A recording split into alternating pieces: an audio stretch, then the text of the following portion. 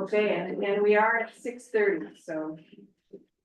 Okay, so I'm gonna call this meeting to order, and I'm gonna ask that we have a moment of reflection.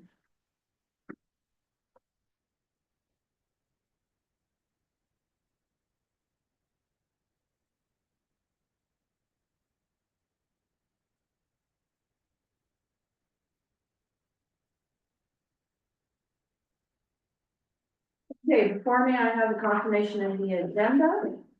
That the agenda dated March 18th, 2025 be approved as circulated. Moved by Councillor Martin, seconded by Councillor Jeff Bell. All those in favor? Carried. This is the time for the declaration of pecuniary interest or any time after if you so find. Seeing none, there is no report of closed session. We are at item 6 for the consent agenda. Would anybody like to see anything pulled from 6.1 to 6.23?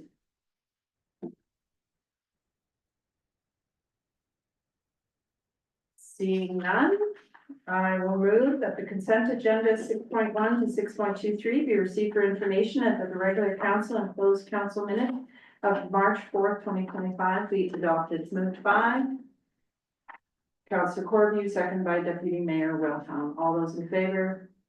Carried. We are at public meetings. We are going to start the 7.1, the Court of Revision. I have a recommendation here. You want me to start or should we? So that the Council of the Township of Perth South does appoint the following members to sit on the Court of Revision for the Sagrilia drain: Deputy Mayor Robert Wilhelm, Councillor Jim Van Ness, and Councillor Paul Mitchell. Moved by Councillor Mark Bell, second by Councillor Corby. All those in favor? Carried. So that this council meeting is going to reset at 6:32 p.m. in order to convene a Court of Revision relating to the Sagrilia drain. Moved by Councillor Jeff Bell, second by Councillor Van Ness. All those in favor? Carried.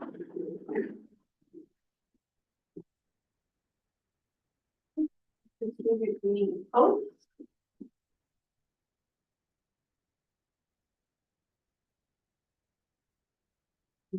Sit wherever you like.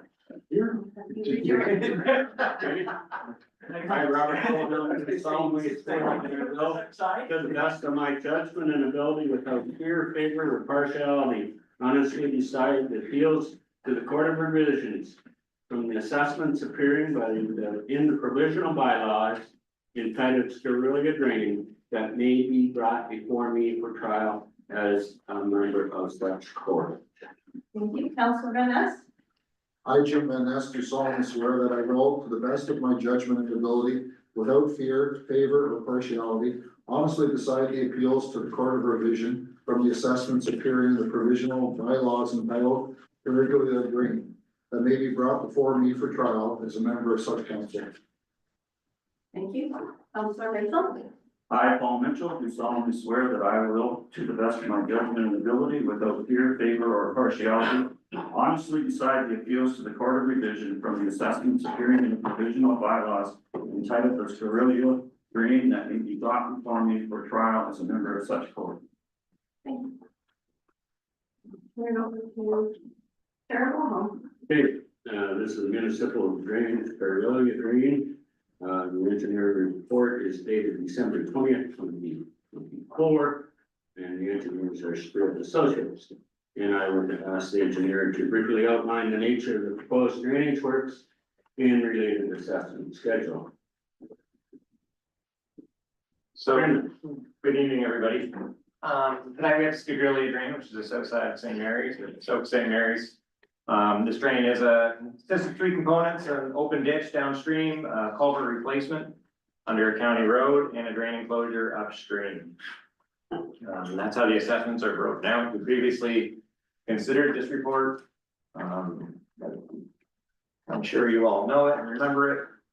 We do have a number of appeals tonight and some discussions from the landowners, but I don't know how you want to read them or how you want to handle them. I think we should have them read this, so everyone in the audience.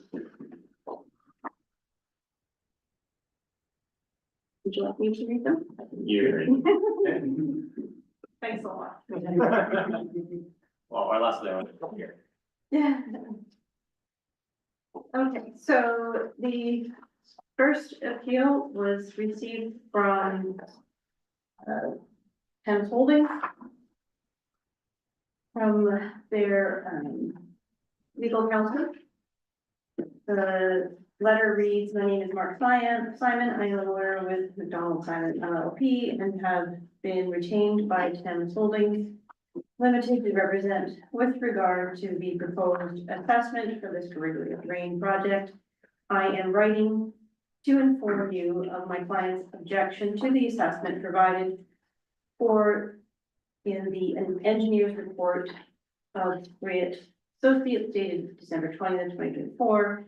Specifically, my client's objection is based on an incorrect determination of the outlet liability attributed to its land. My client has recently installed substantial property drainage, which was designed based on the current capacity of the culvert that the regularly drained project seeks to replace. The current drainage provides for on the property owned by my client exceeds that which is needed to properly cover the outlet liability, meaning that its outlet liability would not be reduced at all by the Scrigulia drain project. Additionally, it appears that the nature of the properties listed in the engineer's report was not considered when providing for the attributions therein. This would be standard practice when applying the Topham method. I am not a drainage engineer. As Riet Associates proposes to have done. Failure to have accounted for the uses and nature of the properties being assessed would result in incorrect assessments unless each of the properties has identical uses and resulting drainage needs. We expect that either a manager of Thames Holdings or an agent thereof from Donald Simon will be present to describe the issues with the assessment to the Court of Revision on March 18th. The second appeal has been submitted by Craig Jacobs. I would like you and anyone else who is involved to consider my assessment costs of the drainage works. For a number of years now, we have worked on getting our new building built and are happy it's now done. However, we have gone through many headaches to get where we are today. Upper Thames being the main issue. We had to fill our 3.02 acres with almost 6 feet of fill in order to comply with Upper Thames 250-year flood plan. When I bought the land, I was also told that it was a 100-year flood plan. That was magically changed.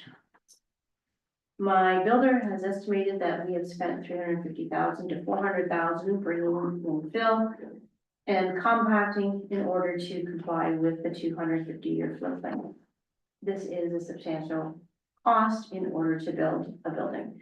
The culvert under the road does not need to be a 250-year culvert. It needs to be a 100-year culvert.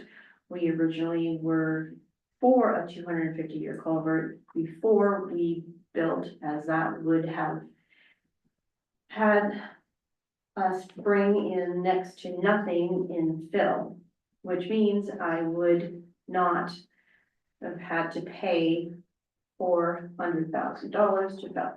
If Perth South would like to move forward with a 250-year culvert, then in my eyes, they need to pay for it, and the surrounding lands that would benefit from it.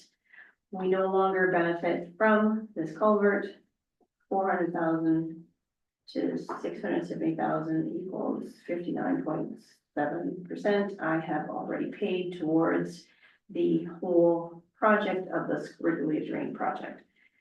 A new culvert does not need to go under the road. I agree, the ditch does need to go under the road. I agree. The ditch does need to be cleaned out. I agree. But I only want to be assessed the 100-year culvert cost. That is only fair. Again, that is all the law calls for, is a 100-year culvert, and that is what should be installed. If anyone wants more because it benefits them, then they should pay for it. I've paid for way more than anyone else other than Mark Lance. Mark and I have started the building out here, and it is generating a tax revenue for Perth South and will make it more desirable for new buildings to come as well. When I asked Brandon, why are we still going with a 250-year culvert? It was because we originally asked for that so that we could build 6 feet lower. When asked why we don't do a 100-year culvert, then the answer was because this is what he was originally asked to look at. Well, now things have changed, and between Mark and I, we are close to $1 million because these things couldn't be done quickly. And now all of a sudden it is a huge problem and everyone knows it. If you want to do a 250-year culvert, fine, but please take into consideration the many, many years I am going to pay my $400,000 costs and consider my dues have been paid. If you decide to do the 100-year, I can agree to pay my fair share on what is actually needed, not the overkill that will only help the future development. If you decide to go with the 250-year culvert, that only benefits the future development and Perth South, as the land will be more desirable to build on if they don't have hundreds of thousands or millions of dollars of fill that needs to be brought in. Thanks for taking the time to read and consider my assessment needs to go way down to the 100-year culvert costs. Thank you. Brandon, would you like to give evidence to support your?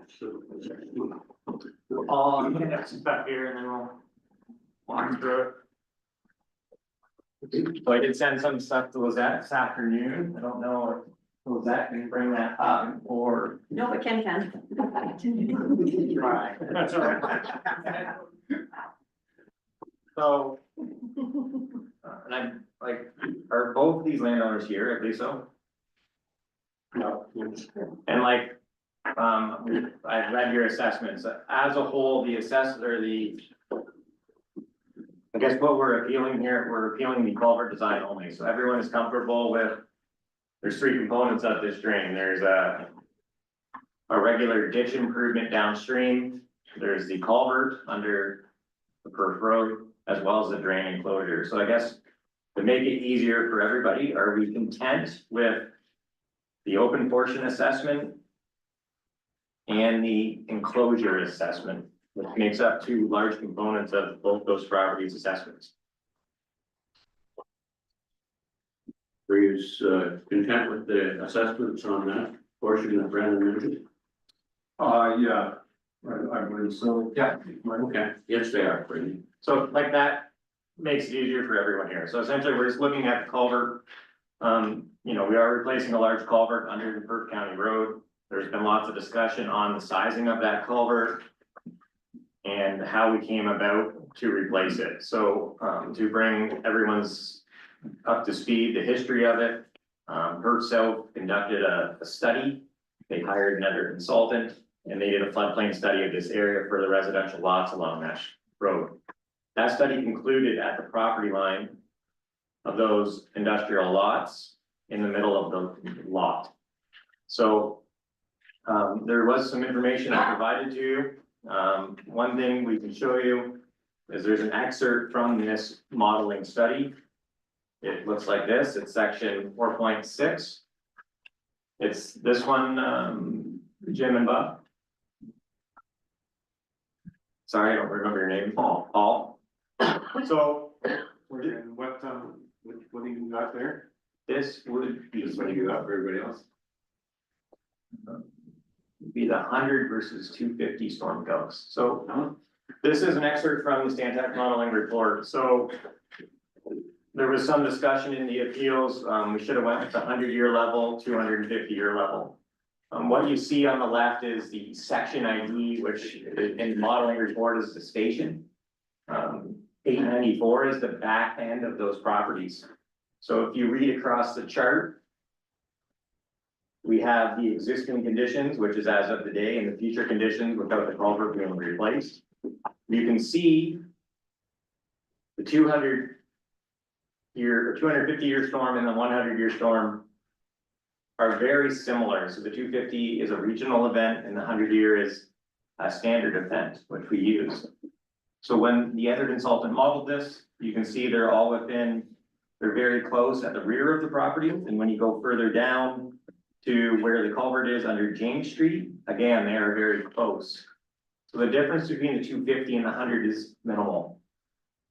We did design it to the 250, as that was the recommendation in this report. So there's another, there's an excerpt from Mr. Weersink when he provided this, at this time it was to Rebecca. That's on another sheet, Ken, it's called culvert comparisons. So at this time, we were not involved. So this was the comparisons between different options for providing a culvert underneath James Street.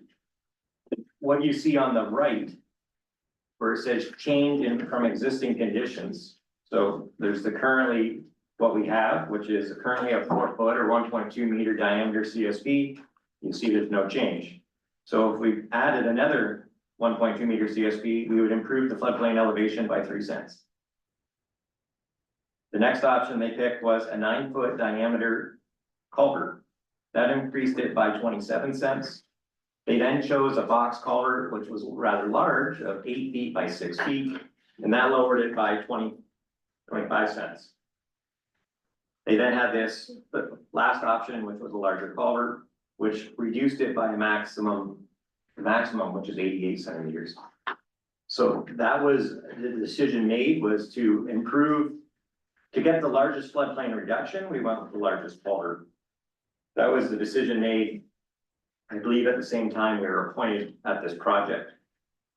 We were then appointed and we took this information that was, we took this information that was provided, and that's where we came up with the culvert sizing. When the culvert was assessed, the county at the time,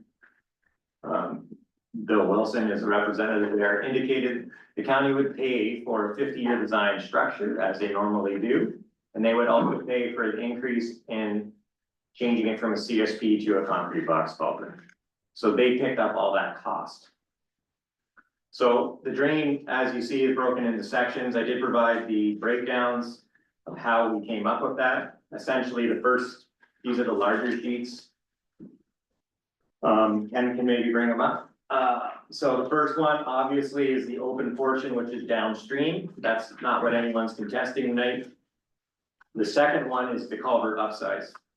So this culvert underneath the county road, total cost of that component is $454,000.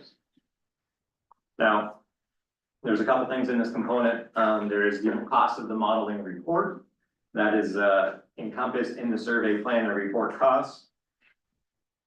That's why you're seeing 84,000 there. So the 84,000 of survey plan and report, that's broken up of not only our fees, but it's the $40,000 from the modeling report.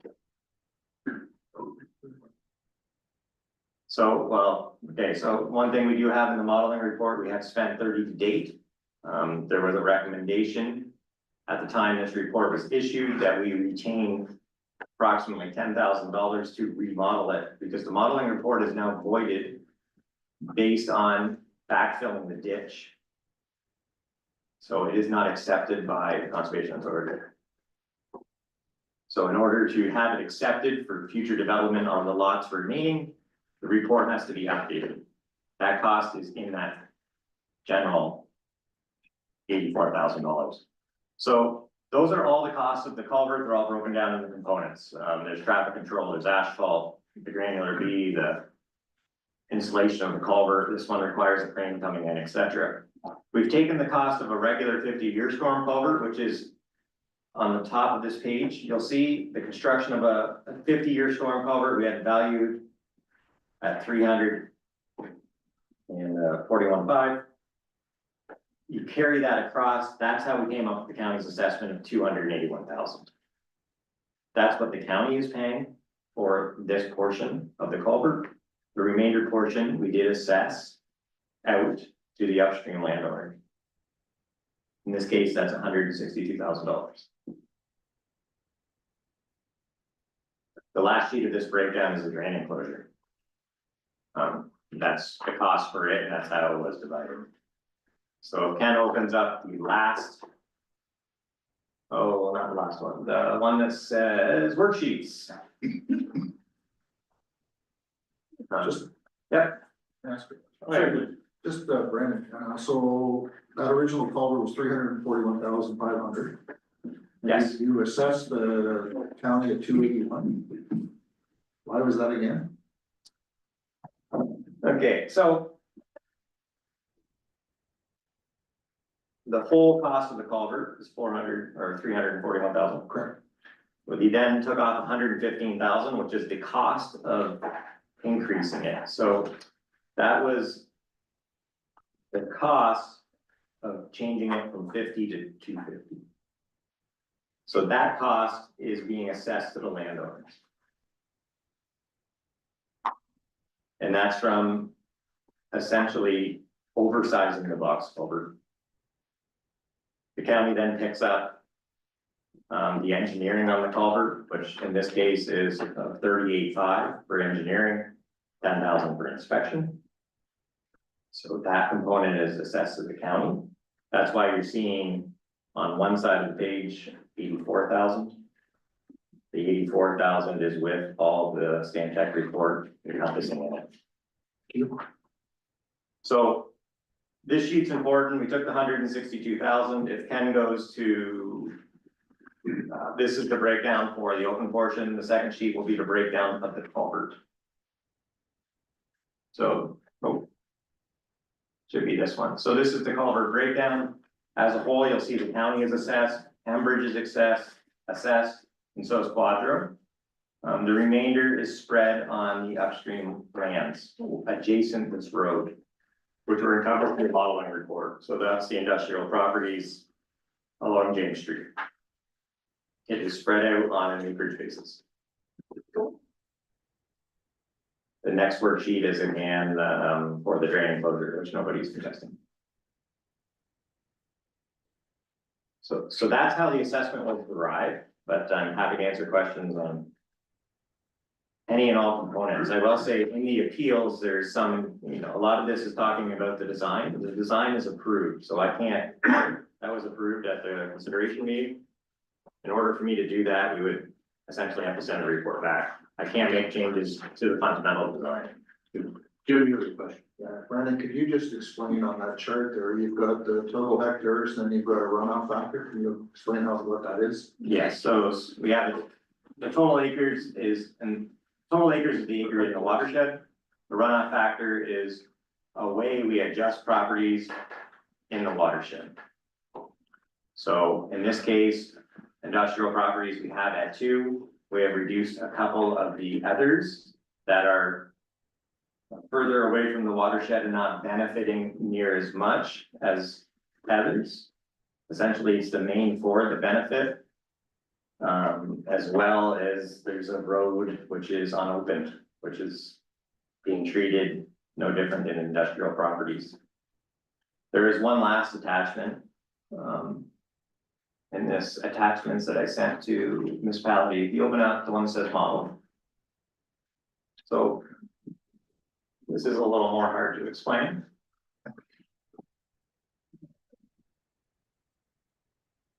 So magenta is pink for everyone's reference. The first magenta line, which outlines, as you can see, the dark lines are where the drain's going.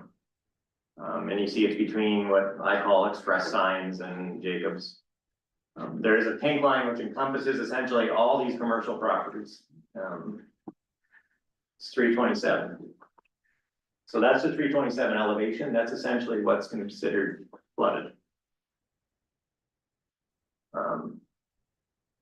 Well, no, that's actually the one that's further back. It's the 328 line is considered is what I would consider the 250 event. So you see it encompasses all of those properties.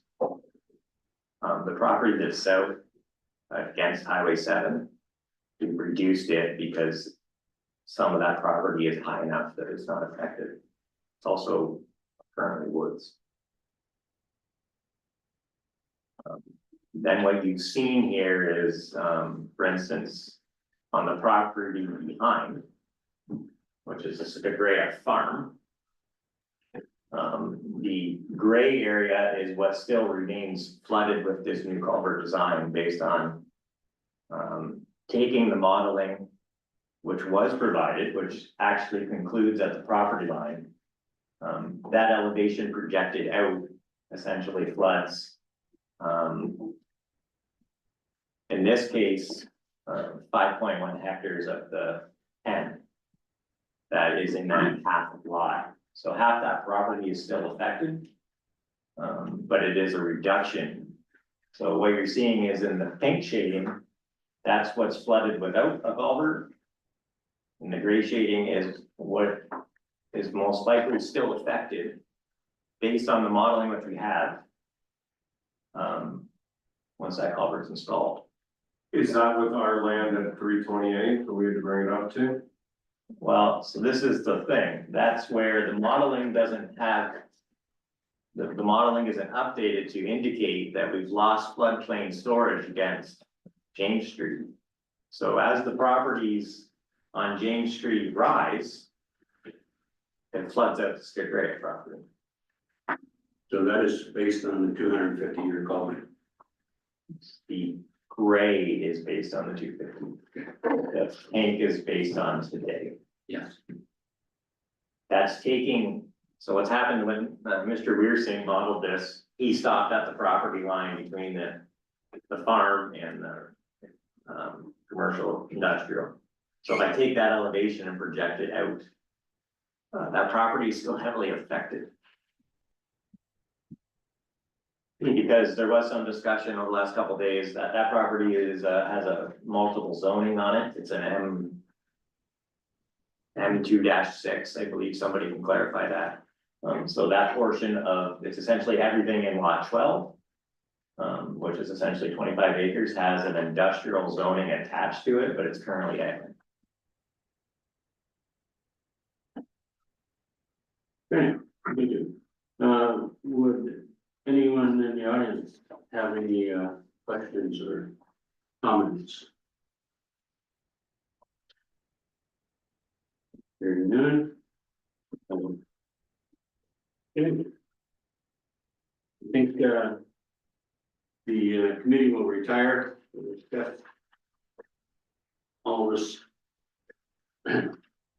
material, and we will come back with the result.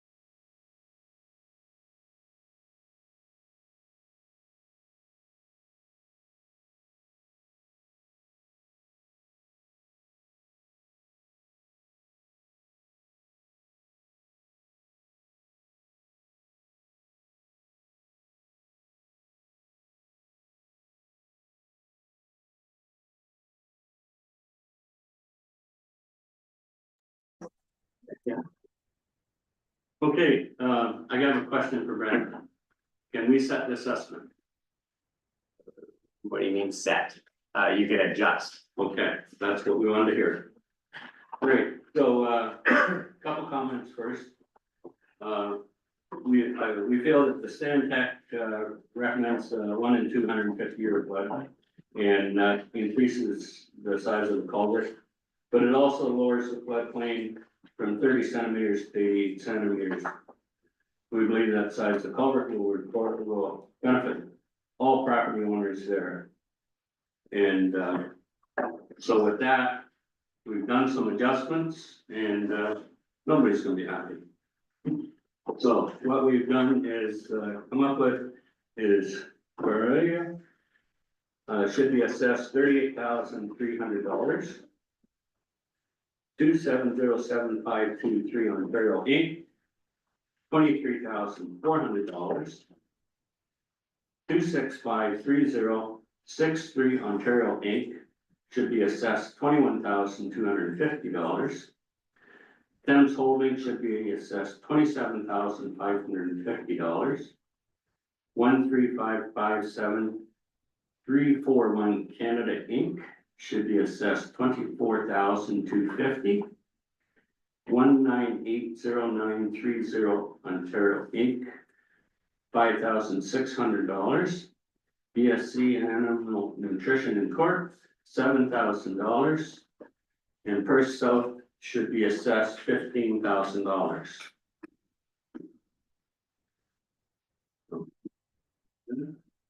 Any comments from Brent Just one question. We're only changing the assessments on the worksheet for on culvert section. the special? Yes. Good. Is there anywhere we can see that? I didn't catch, Yeah, which one are you? 186 5, I think it ends in 063. 063? Yeah, that's 21,250. Okay. Thank you. Any other questions? Okay, with that, Brendan, So what is that? So if the quarter revision adopts this revised schedule, we will have to recirculate to all of the landowners who aren't here, because they all have to be aware. So we'll have to adjourn the quarter revision and reconvene. Is that correct? correct, and we should also confirm, so. All the numbers that we've said add up to the equivalent of, I believe, 162,000 and change. Want me to do that? I'm quick. Yeah. Very close. Yeah. But we can, Yeah, we have 162,170 is the, it's a magic number. and I guess if it doesn't add up, I will put the difference on Versa. Thanks, Ruben. So with that, we'll need a motion to approve that. Moved by Jim, second by Paul, all in favor? Okay, with that. Now you say we have to adjourn it So we have to adjourn, was that? or recess? We'll or- provide you that, I will reissue. The sheets, the assessment schedule essentially, and everybody. In this case, you know, it gets mailed back out to everybody because they might have a difference in opinion. Well, like I said, I don't think anybody would be happy, so, It's, yeah, but we tried. yeah. Anyways, I'll take a motion to adjourn this court revision. Paul, second by Jim, all in favor? Carried. Okay. We will move back. Sue, you're up. Okay. We are at 7.2, consideration of report for the Benner drain.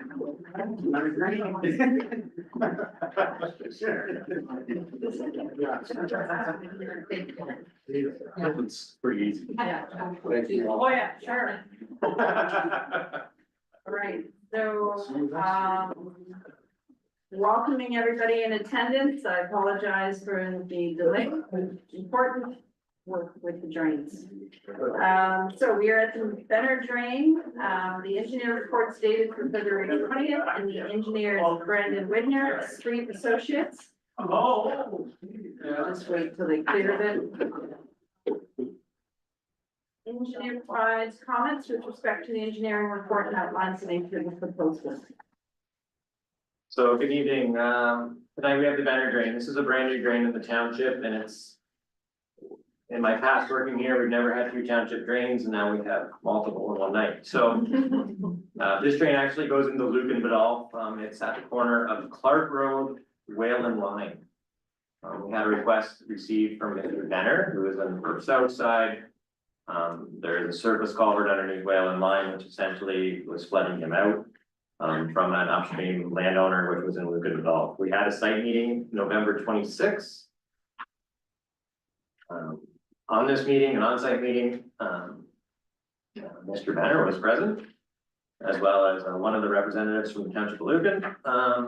And we have a design proposed here. We then had a meeting in February 18th to review the assessment. So what we have here is a rather short drain. It's 147 meters long, tributary to the Rathburn drain.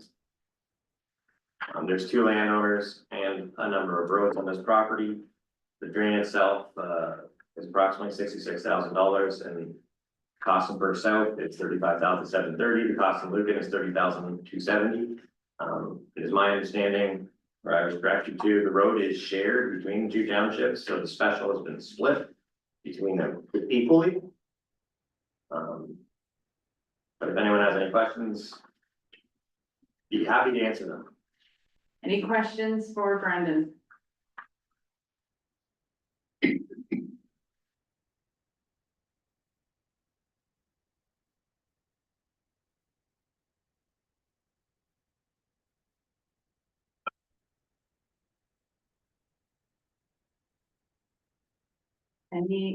I see a few people just looking still. I just want to make sure that you're okay. Councillor Vanessa, yeah? Deputy Mayor Wilhelm? You're okay? We'll move forward. Okay. Any comments from members of council? Okay, and Mayor, okay, so you want to explain the next steps in the process, Brandon? We asked all the owners. Is there any questions from owners? Any questions from owners regarding it? I believe, Only ones here. like the other meetings, yes. All right, no questions? No, okay. Next step on this is a quarter revision, like we just saw, we need a representative from Luke. Okay. Do I have the resolution here? So we haven't set a date, so yes, we will set to, if everything's okay, we'll Okay, so I have a recommendation that the report for the Benner Drain as prepared by Brandon Widner of Street Associates is in accordance with section 42 of the Drainage Act to be received and adopted. Moved by Deputy Mayor Wilhelm, seconded by Councillor Jeff Bell. All those in favor? Carried. And the court of revision date, when would you like to see that? The same night as the schedule. So do we have enough time? So our next meeting is April 1st, which is a day meeting. So it's 2 weeks away. I would say you do not. I would say we should do it on the meeting after, so the 15th. Which appears to be currently fun. So that would be at 6:30 p.m. So for both drains. Yes. Maybe the Benners could go First, yeah, let's have that. I will confirm with Lizette tomorrow morning. That's, everything works for them. Okay, and do you want to suggest a date for the tenders to close? On this one, it could be just, so it could be awarded at that meeting. So So- Lizette might want to back that up Yeah. to maybe the 11th or the 10th. 7. No, we gotta make sure I can put it in the agenda. packet. Yeah, that's, the strain is very straightforward. Won't be an issue. So, April the 7th would be Monday, the 8th would be the Tuesday. So we can close it on April 8th. April 8th. We'll have that to you later in the week. okay, so I have the Board of Revision set for April 15th at 6:30 and the tender closing April 8th. So I need a mover and a seconder. Moved by Councillor Corby, seconded by Councillor Vanessa, all those in favor, carried. And we are moving back into regular council. Briefly, yeah, public hearing now, okay. Anything else? So we'll move into a public hearing now. For the Committee of Adjustment. For minor variance at 157 Huron Road. We are, the application is by Jason Francis. It's an application A02-2025, and it's a property for lot 25 regulation plan 398 down in Ward 157 Huron Road. So this is the hearing for an opportunity for the township to advise the public in the purpose of the intent of the minor variance and receive their input prior to making a decision. Any person who wishes to receive written notice of the decision made by the Committee of Adjustment is asked to give a name and mailing address to the Secretary Treasurer at this time. I'm seeing no one. No written notices, except for previous noting, must be given unless requested this time. Any notices? That's only, they wanted it. Okay, so just keep going. All persons attending this hearing will be given an opportunity to be heard to make a presentation. I will now call on the county planner to present the planning report and make recommendations. Haley, you are up. This chair is getting better all the time.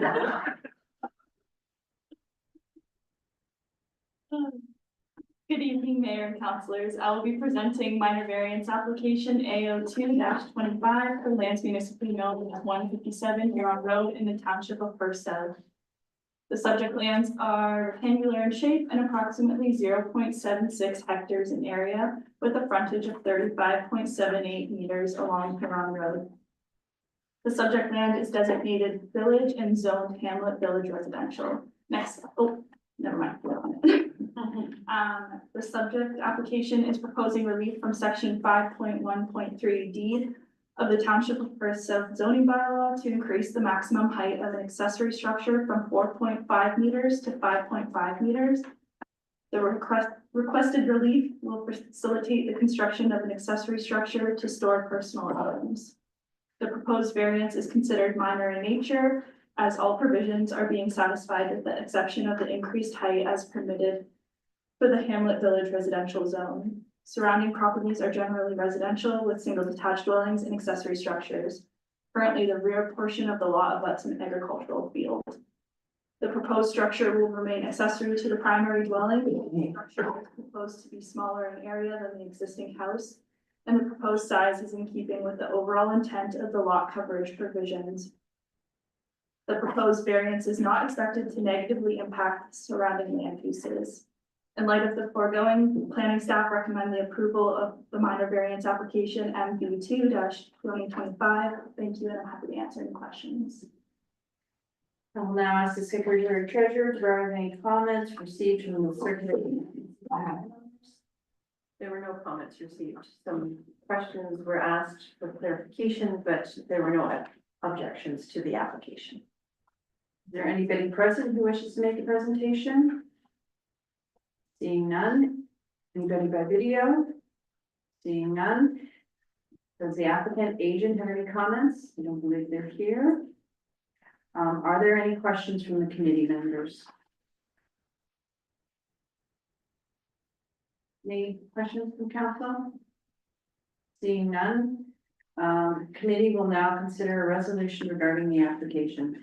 I have a recommendation that the Township of Perth South Committee of Adjustment approve application file MV2-2025 submitted by Jason Francis for lands described as Plan 398, Lot 25, municipally known as 157 Huron Road, as it relates to One, relief from section 5.1.3 D of the Perth zoning bylaw to increase the maximum height of the accessory structure from 4.5 to 5.5 to facilitate the construction of a 271 M2 accessory structure, subject to the following conditions. I, that the minor variance only applies to the proposal as applied for, and two, that the owner obtained the necessary building permits within 2 years of the approval of the minor variance. Moved by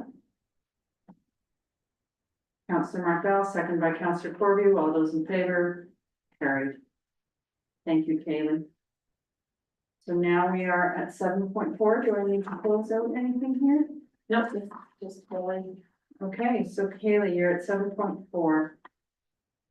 Consent agenda B 10-25-2804, Road 134.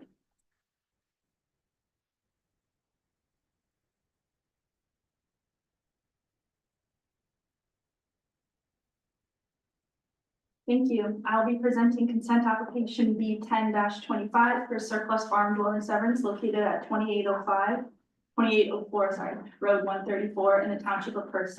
Next slide, please. The subject application proposes to sever a surplus farm dwelling residence that will result in a farm consolidation. The consolidated farm operation is owned by Wooderland Farms, Inc., and the applicants are requesting a severed portion of land with an area of approximately 0.5 hectares and an approximate lot frontage of 85.2 meters on Road 134. The severed lands contain an existing single detached dwelling, accessory structure, pool, and private well and septic. The lands to be retained are approximately 40.3 hectares in area with an approximate lot frontage of 337.5 meters along line 15. There are no existing structures proposed to remain on the retained lands. A condition of consent has been included that will impose restrictions on future permitted uses of the severed and retained lots through adoption of a required zoning bylaw amendment. The condition requiring a ZBA has been recommended to satisfy the requirements of the 2024 PPS and the County of Perth official plan. In light of the foregoing, staff are supportive of the proposed severance and are of the opinion that the application is consistent with the provincial planning statement 2024 and conforms with the County of Perth official plan, subject to the recommended conditions of the consent. As such, staff recommend that Perth South Council recommend to the Perth County Land Division Committee or its delegated authority that the application for severance be supported with conditions listed. Thank you, and I'm happy to answer any questions. Any questions for Haley? Seeing none, I have a recommendation that the Township of Perth South Council advise the Land Division Committee or its delegated authority that the Township of Perth South supports the application file B 10-25 submitted by David Mountain on behalf of John Wooters for land described as concession 12, part lot 21 in the Township of Perth South, municipally known as 2804 Road 134, subject to the conditions listed in the report dated March 18, 2025. Moved by Councillor Jeff Bell, seconded by Councillor Vanessa. All those in favor? Carried. So that's going to Land Division. Thank you for coming. Okay, 7.5, a report for the terms of reference to the comprehensive zoning bylaws reviews. Moira, I think you're up.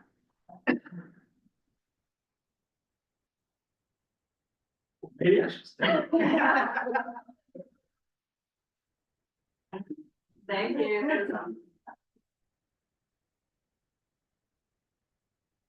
The floor is yours.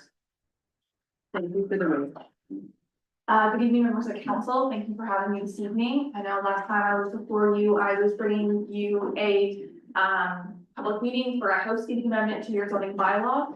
Now I'm before you to undertake kind of the next step of what a review of that zoning bylaw looks like, which would be the comprehensive review. So in October 2024, the County of Perth adopted their new 2024 official plan. That plan is now before the Ministry of Municipal Affairs and Housing. But a requirement of the Planning Act is that once approvals received from the ministry on that official plan, the zoning bylaw is required to be updated 3 years from that point. So an effort to kind of get a head start on undertaking this review, excuse me. I have before you kind of a scope of work, a term of reference, a schedule of what I perceive this process to look like. And tonight, I'm looking for essentially your approval to begin this process, as it would involve some of your staff's time, as well as undertaking engagement, review of your various bylaws and policies to ensure consistency across the board. So looking for one, your consideration and approval to move forward with that. And then two, any feedback you might have on the proposed scope of work or the schedule, or any questions you might have on what this process looks like. Next slide. So I'm hoping to go through kind of 4 key themes this evening. The project rationale, so that's the why. I briefly touched on it, the requirements under the Planning Act. But then also want to touch on kind of what the themes surrounding the comprehensive review will look like. I'll be introducing kind of the project team and how I see the county and yourselves, as well as the other local municipalities interacting throughout this project. The scope of work, so how we plan to be undertaking such a endeavor, and the project schedule. So what are we looking at timeline wise? Next slide. So as I briefly mentioned, we've already undertaken the County of Perth official plan review. On the slide here, you'll see the different pieces of legislature that regard or have regard to land use regulations in the province. So we're looking at the Planning Act. That's the requirement where I spoke to, that 3-year timeline. We have a provincial planning statement, so that's considering matters of provincial interest. The official plan, which, as I mentioned, was adopted in October 2024. And then the next step would be the zoning bylaw review, which the term of reference is before you, looking at applying a site-by-site basis and ensuring consistency in the township zoning bylaw with those overarching planning policies. Next slide. So on the screen there, you'll see the exact section of the Planning Act that I'm speaking to regarding the requirement to be consistent with 3 years following an official plan update. So not only would I be looking to ensure consistency with the official plan, but I'd also be looking to undertake this comprehensive review to ensure that the zoning bylaw is in alignment with the Planning Act. It's consistent with the provincial planning statement, which recently changed in August of 2024. It conforms to the county official plan, and then it's also reflective of current zoning trends and best practices. Next slide. So on the screen here, I have proposed a project team or kind of organization chart of how I anticipate this project to work. So I'm sure, as you can appreciate, the county provides planning services to all 4 local municipalities within the county, and all 4 zoning bylaws are required to be updated within that 3-year time frame. So in order to ensure we're meeting those timelines and to reduce the need for duplicate efforts of staff, I'm proposing that this be undertaken in a collaborative approach. So the project would be led by myself as part of the county planning team, and it would be part of our existing service agreement. It would then be collaboration with the various local staff members. So I'm thinking the CBOs, the CAOs, the development planners, public works representatives, as well as county ECDEV and our sustainability coordinator would all be on the steering committee and would be guiding us through these different phases in this process to ensure that there's a local perspective provided while we're undertaking this project. As I said, again, looking to align this with the Planning Act, ensure that it's in conformity with other provincial planning policies and local county policies, and then also looking to do some comparator assessments throughout this process to ensure that the township's zoning bylaw is also reflective of best practices. Next slide. So this slide kind of details, or I guess provides a summary of what the project phases are going to look like. So you'll see a good indication of how I anticipate the project to work in a collaborative approach versus when we're going to be breaking it out into specific municipalities is shown on the screen. So I'm anticipating phase 1 and phase 2 will be very collaborative.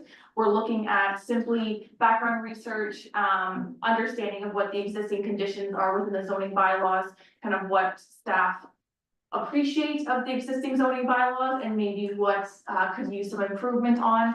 And then in phase two, doing some more tailored research and analysis on certain specific themes and items, and I'll go into the details of which on the following slides.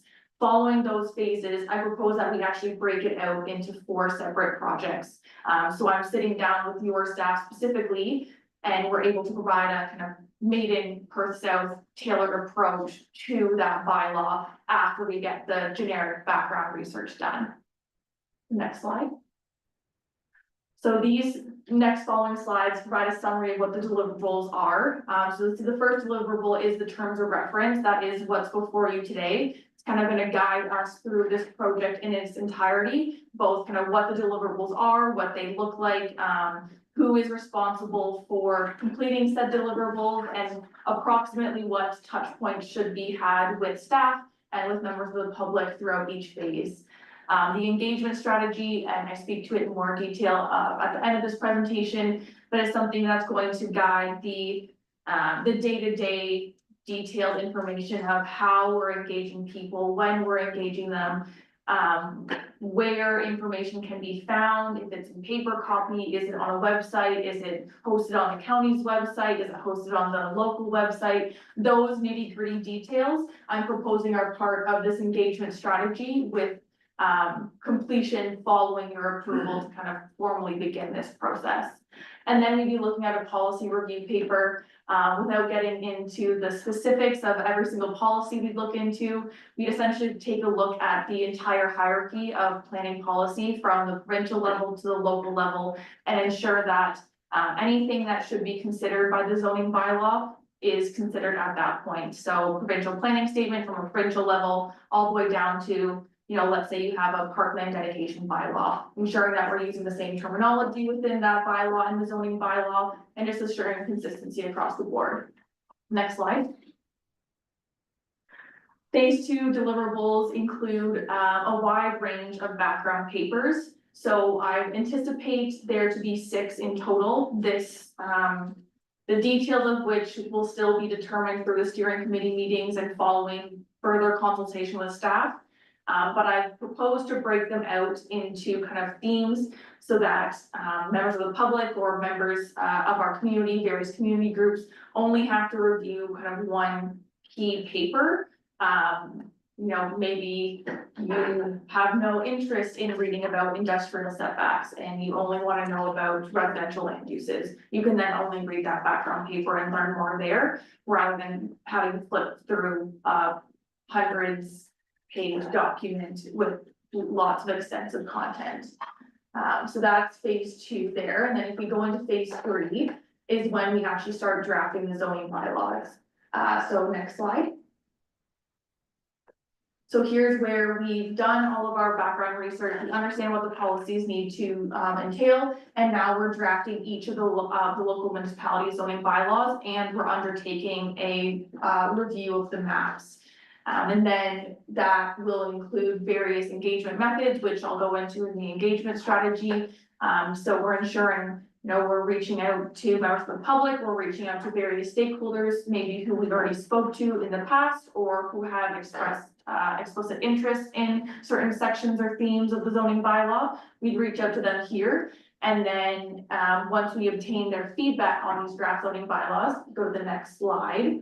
We would then finalize this draft, but final zoning bylaws based on public feedback would be created during phase 4. This is also when you'd be doing or undertaking the statutory requirements of the Planning Act for the statutory public meeting, notice periods, appropriate review periods, those sort of matters would be handled then. And then once we get to phase 5, so that's the next slide, there would be a implementation and appeal phase. So once council would approve the zoning bylaw, there'd be a period of time where anyone who has opposition to such could appeal it. Following the appeals and the packages that we need to create is when county staff would then assist in the actual implementation of said bylaw. Next slide. So as you can appreciate, I'm sure with the detailed analysis and the detailed deliverables, it is quite an extensive project. So I've anticipated a start date of January 2025. That is the beginning of when our terms of reference was, undertaken and initiated, and when I started to engage with members of your staff to bring forward the terms of reference that you have before you today. And then with your permission, I'd like to continue on with this project with an anticipated final completion date of July 2028. Next slide. Now here's the proposed engagement piece of this project.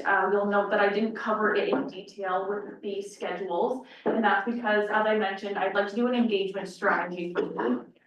So something that we found in undertaking the official plan is that there was maybe a gap and we didn't create such a strategy from the get-go, and we weren't able to ensure that we were meeting the county's community engagement framework, and we also weren't able to ensure that we were touching all points of what is called the public participation spectrum. So by creating an engagement strategy, we're able to set us up for success from the beginning of the project and not have to potentially catch up down the line if we've not improperly, but there's people in our community who don't feel like they've been heard. So we're hoping that in setting up such a framework from the beginning, we'll be able to have key stages and ownership both at the county level and at the local level to ensure that as many people and as wide-ranging engagement activities can occur through this project. Next slide. So that was my brief summary of a very large project, but the report before you does provide more details, and I'm happy to answer any questions that you might have or receive any feedback on things that we should be considering or adding into this terms of reference before beginning. Any questions for Moira? I have to say, I'm pretty impressed that you make that sound like spectacular, interesting. Thank you. You do a really good job. Any questions, Councillor Jeffo? Do you think this timeframe is realistic? Are you gonna be able to complete in this timeframe? I do It's a believe, big project. correct. So through the mayor, I do believe it's a reasonable timeframe. It's something that I, in my past career, did multiple times here over. Okay. Now that timeframe is also subject to, conditions as of date. So should the province release a new provincial planning statement, similar to kind of what we experienced with the official plan, where it was released at the end hour and we had to make last minute modifications, that schedule will change. I've also done my best to consider the 2026 election in that, where there's gonna be new council at that point. Should, anything of the ordinary occur, that will change the course of the schedule. But to date, I believe that that is reasonable. We have the staff on board at the county to do this. And I guess for clarification, that is my role at the county, is to strictly provide an update and ensure each local municipality is operating with updated planning policies. So the development staff, your development planner is not being taken away from their job to undertake this.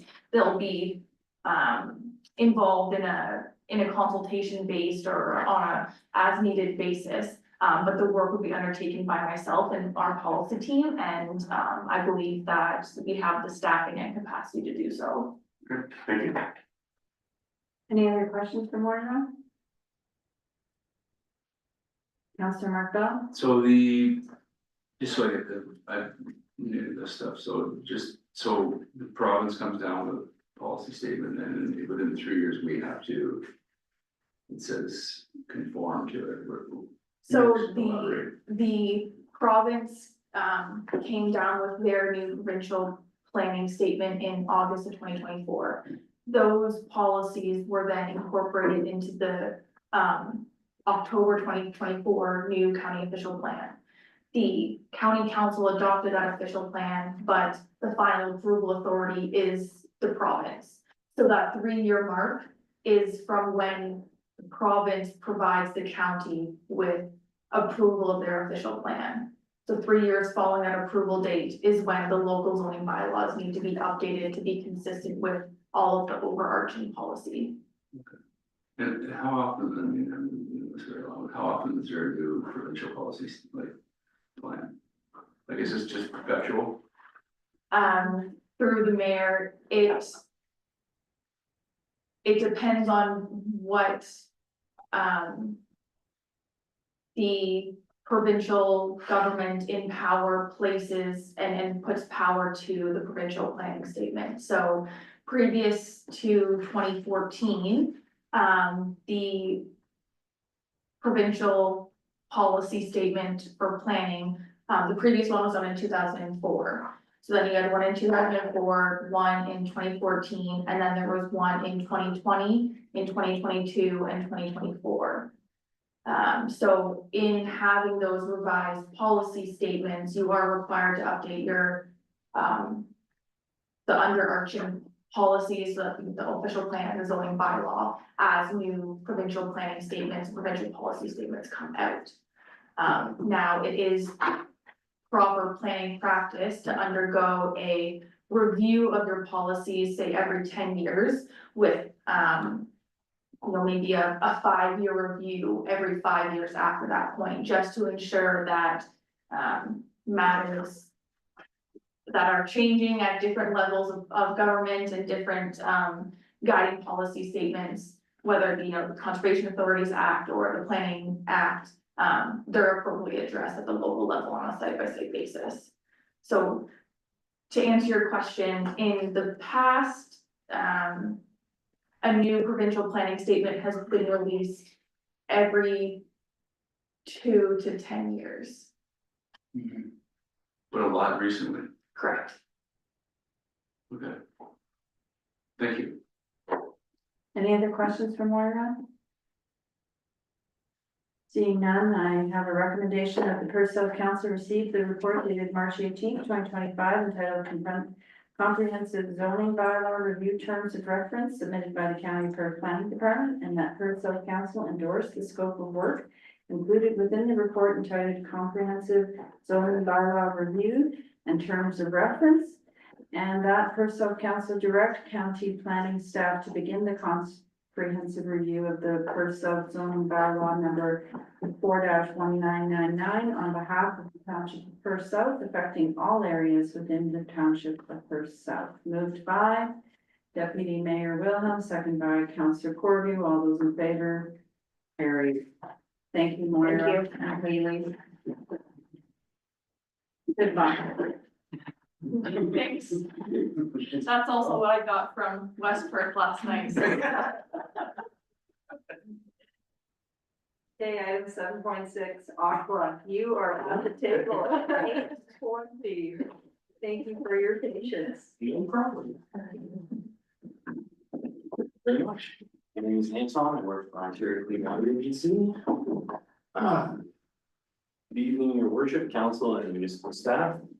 Today I will be presenting fourth quarter results of the water operations and the annual reports for St. Paul's, Sebringville, and just the fourth quarter report for the Kirkton Community Center. Since the annual report includes the entire year, although not in as much detail, I will review most details from the fourth quarter report. There were Ministry of the Environment, Conservation and Parks inspections at St. Paul's and Sebringville. Both achieved a 100% rating for their annual inspections. Kirkton Community Center has not had an inspection yet by the MECP. There were no adverse water quality incidents, no non-compliances for St. Paul's, Sebringville, and Kirkton Community Center. The operational summary is as follows. On October 5th in Sebringville, a UV alarm was received. It was repaired by Aqua Tap. This was due to a ballast fail. The ballast, like in your lights, drives the lamps. Between November 2nd to 5th in Sebringville, recurring data logger issues resulted in a brief loss of data. Only pressure A new data logger has been ordered. November 14th in St. Paul's, multiple low chlorine alarms were received. The chlorine analyzer was serviced by office staff. November 29th in Sebringville, high chlorine residue. Aqua staff adjusted the chemical feed pump. December 18th in Sebringville, high chlorine alarm, the chlorine analyzer was recalibrated. All sample results taken in the fourth quarter complied with regulatory limits. Sodium, however, remains above 20 milligrams per liter. Levels exceeding 20 milligrams per liter must be reported to the medical officer of health. While sodium is not considered a toxic element, those who require a sodium restricted diet may need to be aware of sodium levels in their drinking water and should consult with their physician. There have been no community concerns received in 2024 by Aqua. And that is it. I'd be happy to answer any questions at this time. Any questions for Anton? Councilor Martin? This is in a summary of health and safety, there were some action items identified, Yep. but not completed. Is that you guys complete that? Do we? No, we complete them. Okay. So they're ongoing. They seem pretty simple. Like, They may have been completed already. okay, But it's, we follow up in the first quarter report of 2025. Councilor Markbell? We had it's boiling water advisory in St. Paul's Yep. recently. Yep. Yeah, I'm sure this is not related to this. No, that's fine. It's a 3-day timeframe, is that normal? Like, I think it was, So it's based on, so that was a precautionary boil water. What you need is you need 2 consecutive sets of samples returned, that are acceptable. And they have to be greater than 24 hours apart, but, no more than 48 hours apart. So right there you have certain time frame that's baked into the process. And then the samples, when they're analyzed for bacteriological analysis, it's a 24-hour test. So basically, as soon as we could take the samples and the repair was done, about 6:10 to 6:14 on, March 10th. We got the first set of samples then. We had to wait 24 hours. It didn't make sense to take the second set of samples late in the day on Tuesday because we couldn't get them to the lab until early Wednesday anyway. So we took the second set on Wednesday. That's how we got to Thursday. So it's, no, I just want, yeah. No, it's a good question. You answered my question about you send them away, so where do you send them? So, any third-party accredited lab, can do it. The one that we use is SGS Laboratories. They have, an office in Lakeside and one in London. We go to the one in London. Thanks. I think you could just walk us through how you gave us the boil advisory. Sure. So there was a leak in the St. Paul's, raw water side piping just ahead of the UV units. We had all the parts necessary, we had, all the equipment we needed. And when we started to make the repair, we realized we'd run into some other issues that we weren't aware of at the time. So it took longer to make the repairs. The Board of Health, they're the ones who decide whether to issue a boil water or not. They felt a precautionary boil water was warranted because of the length of time that the pressure was down. There was no low chlorine residuals. There was no other adverse indications. They also asked us to issue the notices before we put the system back online. So that took us some time as well. They provided us with the notices, both to issue for the boil water and to lift the boil water. And you walked these notices Yeah, around? we walk them door to door. So, because everyone has, Facebook Instagram, all these things. There's not one source of news like there might have been, say, like 20 years ago, where you could just get on CTV News or something similar. So, the best, most reliable way that, especially in a smaller community, is door to door handing out notices. And, it's not a perfect system. There's always gonna be some mix ups because there's multiple people using one facility. Well, the first person who walks through the door is gonna pick up the notice and carry it with them, and then subsequent people won't see the notice.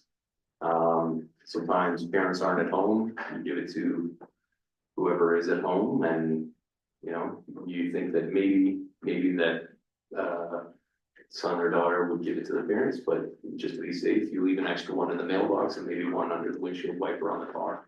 So we did print out extra notices. My wife actually heard about it on the news, so the Board of Health did put it on CTV News as well. Any other questions for Anton? Councillor Vanessa? Did you update the list now? There was at least one resident missed. Yeah, we have updated the list, yes. All right. Do you have a question? Would you like to ask a question? Yeah, maybe a suggestion. There are, broadcasts going in from the township. Maybe have something like that. Use something like that for, so that people who have signed up for notices from the township. Sure. We can update our procedure for that as well. All right, seeing no other questions, I have a recommendation of the 2024 fourth quarter water system report and the 2024 annual water reports for the St. Paul's drinking system and the Seagreenville drinking water system. Do I add Kirkton in here? Kirkton is part of the fourth quarter report. There is no annual report. Okay. And be received for information. There's 5. Councillor or Deputy Mayor Wilhelm, second by Councillor Marksville. All those in favor? Carried. Thank you for your patience. Thank you very much. I think we will take a 5-minute bathroom break. We'll come back at 8:35.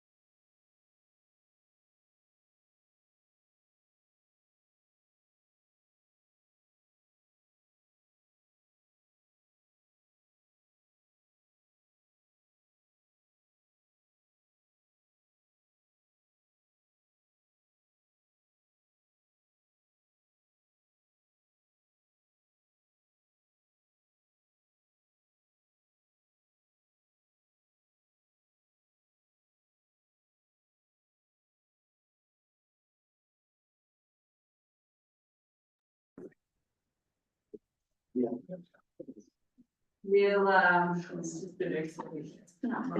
start back up so we can get going.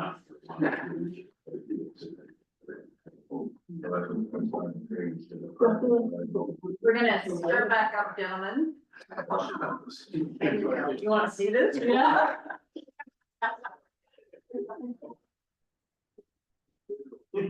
All right. Ken. Thank you, Mayor Orr. Ken, now you're up. And council, the first report is my update report. Been working on some tenders and then as we get tender results in, I can update the budget that Tracy and I have started working on with her. And we'll hope to get something to you soon on that. If anybody has any questions on anything on my list? Any questions for Ken from anybody? Council Vanessa? Did you receive tenders for gravel? Gravel and dust control tenders closed today. So we got some good pricing. There was a new bidder on the dust control. So historically, Daly's been lower. They were second. There's another company bid on it. So I'm gonna do some checks just on material stuff for them before I get something back. And gravel tender, same supplier we had last year. Slow again, so. Was there more than one tender for gravel? Yeah, there was four for gravel, 3 for dust control. Excellent, thank you. Yeah, good interest. Any other questions? Okay, I have a recommendation that your Director of Public Works update be received for information. Moved by Councillor Martin, seconded by Councillor Jeff Bell. All those in favor? Carried. Okay, we're from the drainage superintendent report. Yes, thank you. Next report is Scott's update report. I know he's still working on quite a few different projects and Brandon is working on a lot of the capital projects as well. But if anybody has some questions on drain related things, I can try and have an answer. Anything for drains?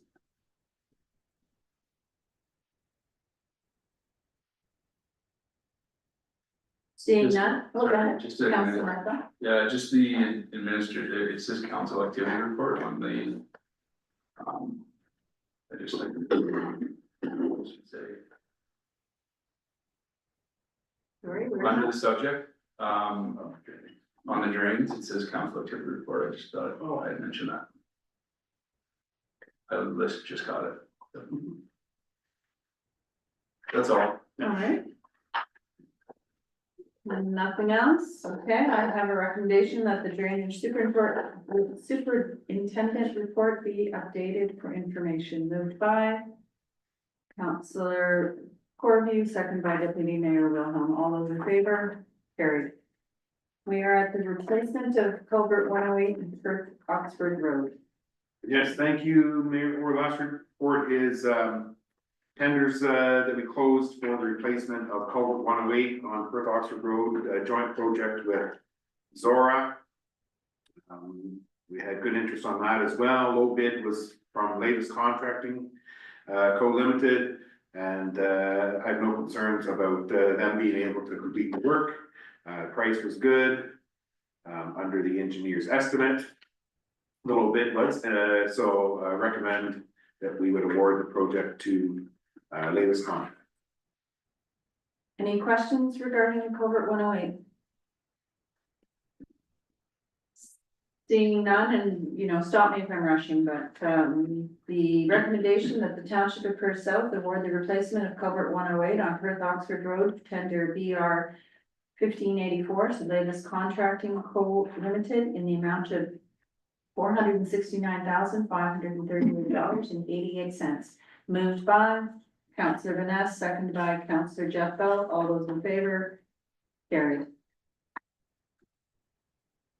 The deputy CAO. Fred, you were up. Thanks, Madam Mayor. I'll take the opportunity to introduce Tracy Johnson to the community who might be watching as our new treasurer and deputy CAO. Welcome, Tracy. This may be the last time I present the accounts for a really long time. But they are before you, and I'm happy to answer any questions you may have. Maybe we'll put the accounts on the floor first. So I have a recommendation that the accounts payable listing March twelfth, 2025 for the period February 27th to March 12th, 2025, dated March 12th, 2025, in the amount of $659,941.32 be approved. Deputy Mayor Wilhelm, seconded by Councillor Vaness. Any discussions on the accounts? Go ahead. Your worship, thank you. I just want to correct a typo that's in the intact public entities references. It's November 23, it should be November 25. So we got the invoices in November of 25 and processed them through with the new premiums, and so they're before you now. Thank you, because that one scared me. Any other questions regarding the accounts? Councillor Markell? Sorry, the typo is you got them in November of 24 and. Sorry, yes, November. Okay. Do we have a review of our policy, like of our insurance? Do we have a review, like what's all covered on buildings on? Yes. We do, okay. Yeah. Who does that come to us, is that? Typically, it doesn't. Typically, the matter of coverage for the corporation is handled operationally. But in terms of actually going to the market for it, the mayor and I were talking about the potential of going to the market for our 26 coverage. So I expect I'll bring a report soon enough requesting that recommendation. And that is like, these encompass everything, all of it. This is property, liability, auto, fleet, our entire insurance coverage is provided by Intact. Thank you. And I would be stepping out of that conversation too. Go ahead, Councillor Markell. There was a charge for the, I think it was maybe the Good Roads, Ken, was that you that went to Fairmont? The conference is coming up, the end of the month. Okay. So that would be the registration probably for the. Oh, okay. Conference, I believe. Okay. Or Deputy Mayor Wilhelm? Just a question for Ken. When do we get rid of the international? It seems to cost us a lot. Oh, when we get the new truck, I'm not getting rid of the old one, I'm not gonna get rid of the old one until we get a replacement. I did ask for an update on the replacement, and I forget the dates, but the new truck was expected to be built, I think, in April, so that's coming soon. It then needs to go to Viking for the equipment and the box and stuff. And I know it takes a little while when it gets there as well. So I'm hopeful we have it for next winter season. Maybe we can park the international when we don't. Any other questions regarding Councillor Vaness? There's a small invoice here. City of Stratford for one bridge. Yes. Is that the final installment for that bridge? Yeah, I can add to that a little bit. That was, there was a little bit of engineering and testing invoices that came through after our final construction billing, so that was just our share of some of the final engineering and some there's some lab testing on there as well. So it should be the last of that project, yeah. Would you be able to supply council with the actual final bill for that bridge? The next meeting or? Yeah, we can get you. Tracy, I can probably get the final costing on it. Excellent, thank you. Okay, the motion's on the floor. All those in favor? Carried. We are now at 8.3. What's up? Thank you, Mayor Orr. My first report is my update report. My life is drained and planning.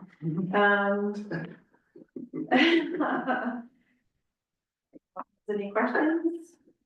I'd be happy to answer them. Any questions for Lizette? Councillor Markell? You met with Gary White for Perth County GIS. What is that? Are we trying to update our mapping or what was that?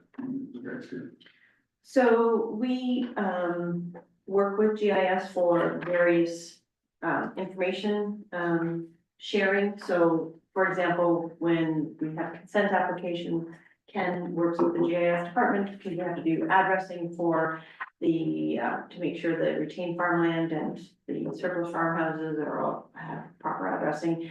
But, we had received specifically, we had received a request for, with the police services, to provide data to, through the county, and they are the ones who do the report. So it was a meeting, we try to meet quarterly, maybe, just to, share information and, projects, and they are also, working on initiatives that will be helpful for us, so.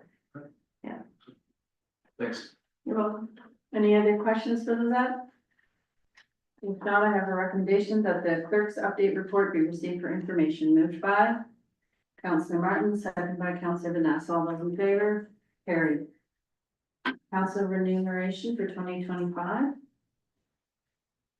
The report is before you. Does anybody have any questions?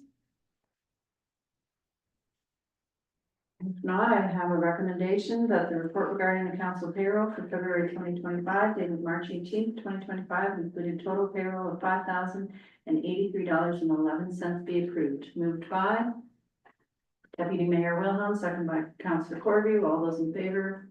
Carried. Any correspondence?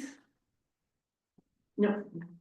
I should mention, I did go to visit Dennis Canary on our behalf to give him a certificate. And he did send us a little thank you, and he really did appreciate the sentiment that we did that for him. Council reports. Who would like to start? Councillor Corby? All good. Councillor Mark Bell? Deputy Mayor Wilhelm? Well, it's quiet. I didn't get a call in Africa at all.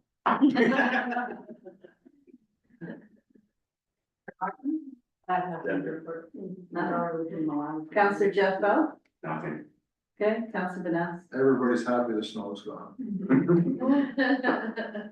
All right, I relatively did also have a quiet, couple of weeks, but did various activities. I'll put that in your next report. So I have a recommendation that the report regarding the mayor's monthly activity for the month of 2025, dated March 18th, 2025, be received for information. Moved by Councillor Corby, second by Councillor Jeff Bell. All those in favor? Carried. Okay, we are at bylaws. The recommendation of the bylaws 2, 3, and 4 of 2025, the drainage works known as the McEwen Drain Branch E, the McEwen Drain Branch C and M crossing, and the Thompson Drain be given third readings and be properly signed and sealed. Moved by Councillor Vanessa, second by Councillor Martin. All those in favor? Carried. Yes, I can buy those for you. Thank you. Recommendation of the bylaw 13-2025 being a bylaw to appoint a deputy CAO/treasurer for the Township of Perth South be given first, second, and third readings and be properly signed and sealed. Moved by Deputy Mayor Wilhelm, seconded by Councillor Corby. All those in favor? Carried. Welcome to the team. And I have a recommendation of the bylaw 14-2025 being a bylaw for drainage works known as the Benner Drain be given first and second readings. Moved by Councillor Jeff Bell, second by Deputy Mayor Wilhelm. All those in favor? Carried. I have no other announcements. No notices of motion. No other business, no question period, confirmatory bylaw, bylaw 15-2025 being a bylaw to adopt, confirm, and ratify matters dealt with by resolution of the Township of Perth South. It be given first, second, and third readings and be properly signed and sealed. Moved by Councillor Martin, second by Councillor Mark Bell. All those in favor? Carried. Thank you, everybody. This meeting does adjourn at 8:49. Now you move it by. You can do it. Okay, you move it by. I say, moved by Jeff Bell, Councillor Jeff Bell, second by Councillor Vanessa. Right, you got a slow start, but. I want to thank you too for going in there, and I really do have confidence that you worked that out.